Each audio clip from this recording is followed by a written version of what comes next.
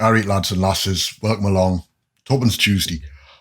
It's going to do a really quick one today. There's been a lot going on last week, but we need to call some of it out, have a look, see what you think, give you some more homework as well, probably. Like, there's a nice video you should probably get, have a look at it, show you where the platform's gone and what's actually we can expect over the next few months. So it's well worth doing it. Been a lot happening, as I say. Microsoft had their Ignite conference last week. Virtual only, ran out with a 48-hour live stream. So I'm not going to say I watched the whole thing. I didn't. Right? I dipped in and out. Interesting stuff with it. Couple of really key points that I want to bring through and mention.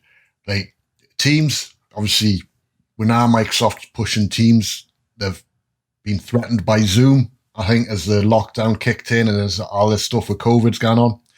And they're fighting back. Lots of stuff was announced for Teams, like really pushing it. So if you're a Microsoft shop, it's probably Teams you want to be using. Look at what you can do with Teams. The whole Power Platform has got new icons and is all fully embedded and integrated now into Teams. So you can really get all the stuff working together, make a big difference to it. The other thing that was mentioned, quite an interesting one, because it didn't really give a price to it. So it'll be interesting now what they're going to do with that. That's going to tell us a lot as to how Microsoft sees this as a platform. And that's this premium as a per user subscription. PPU, exactly, right? Premium per user is basically what it is. Now, at this point, today, as it were, right, premium is available as a capacity-led instance. So like you buy some capacity. I want a virtual server, basically, right? And you get that, and then you can kind of hammer it with as much as you want. So there's like a big price hike to use it, but then once you're using it, everyone who's viewing reports and I want to just look at reports, I want to see what's going on, can access them with a free license. So it kind of, you break even, and it really drives down the price. Now it's about $3,000 per month. So you're probably, it's around 300 users. I mean, I've had the calls with Microsoft. I've spoken to them a few times about it, and they, like 250, 300, because it's not just about the price breakdown. There's other value adds that you get with it as well. So yeah, 300 users is kind of where you get the point of saying we need to cut our and get some premium capacity, start leveraging that, and then you can bring more people in your business through. The issue they've got is, well, I've got a company with like 50 people. What can I do? Like, I'm not going to spend $3,000 a month on like analytics. You need to really show the value add. So it's quite a tough sell to like a small business. So they've kind of decided to come up with this way of doing it as a per user subscription. Now, that'll work and it'll be awesome. Don't get us wrong. Sign me up. We're up to it. I mean, yeah, we're a small company. I can't imagine Geordie Consultant, Geordie Intelligence is ever going to get to like the 300 staff mark. So we're never going to get to that cut over naturally. So, for the consultancy side of the business, it makes perfect sense that we can now get our consultants up, get them all on premium capacity and have some way of doing it. I mean, we were looking, is it going to be like embedded, or we're going to have to set up an embedded environment or something for them? So Power BI premium per user makes perfect sense for us, because that's going to be brilliant. But the issue comes, and it's not about the developer side, which is why I'm saying I think $25 per month is probably about as much as I think the market will really go with. Because if I do work in premium per user and publish it to a premium per user workspace, for anyone to view it, they have to also be premium per user at least, which suddenly means my viewer costs gone right up. Now, at the moment, that's not a problem because I have to buy Pro for all my staff. So everyone I want to look at reports has to have a Pro subscription, which is like, about $10 a month, which when you're costing that out, you can $10 is fine. No one would do it, right? That's always been one of the USPs of Power BI, that it's kind of like the cost is right. There's a good cost profile.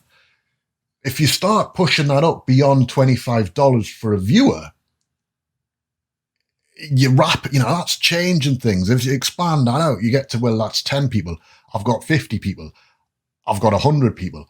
And at 100 people, you're going, well, that's $2,500 per month that we're spending on this reporting solution. Where's me ROI? What's me return on investment that I'm getting for it? And that then becomes quite a difficult one. Now, it kind of, where are Microsoft wanting to get that cutover point to?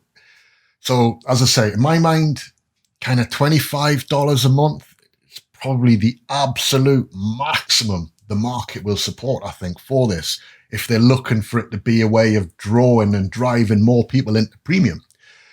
And I mean, the benefits are there. I mean, using the premium environment, it is good. There's a lot of stuff you can do with the data flows, with other things as well. So it makes sense, but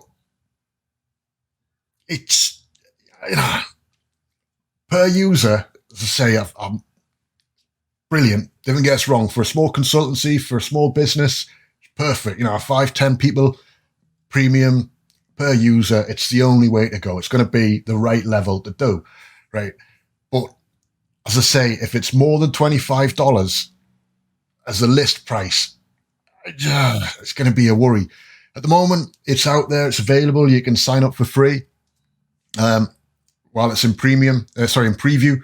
So if you want to do that, by all means do it. But please be careful. Do it eyes open and have a think about what that bottom line is going to be when it comes to the cost, because that cost, you're going to have to kind of evaluate and make sure that you as a business can, you're going to drive a benefit from it. So brilliant feature. I love it. It's probably come across as, I don't like this. It's the exact opposite, man. I'm loving it. I think it's brilliant. It's definitely the way that I would like to see the platform going. And it's definitely something that we will be signing up to with a business. Done. Ignite. Champion. Right. Tell you what. I will get rid of my face. Right. And let's have a quick look at this Gartner thing. Yeah. Right. So as we're getting ready for the next Magic Quadrant coming out, Microsoft have prepared this. So this is a video that you have to do, and all the other vendors in the Magic Quadrant will be doing something similar, right? So I'll put the link to it in the description down below. So make sure you like and subscribe and check the description below, right? Some really useful stuff in here, and it's also some key things that are coming in the platform that aren't there today. Now, one of the things that they do show,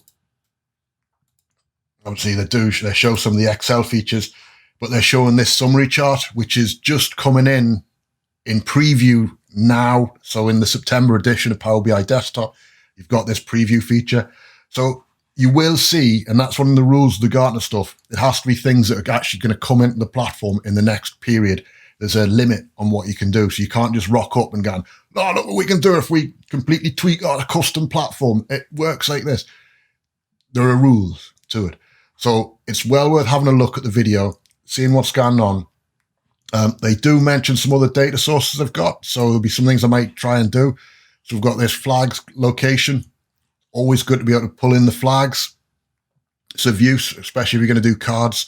So we might do a country database. It'd be brilliant to do some of that in data flows, actually. Again, another reason, again, premium per user. And then there's some other data sources as well. So we've got life expectancy from 1800 to 2100. Useful things that are in there. They're all mentioned below this video. So have a look at it. It's in the Power BI YouTube channel. So it's now strange you're going to get sent to. But have a go. Have a look at it. So that's the quick video, short video for today. I just wanted to go through a couple of things. I think Dataset 8, so our main series for the weekend, well worth having a look at it. Anyway, catch you at the weekend. Take care. Ta-da.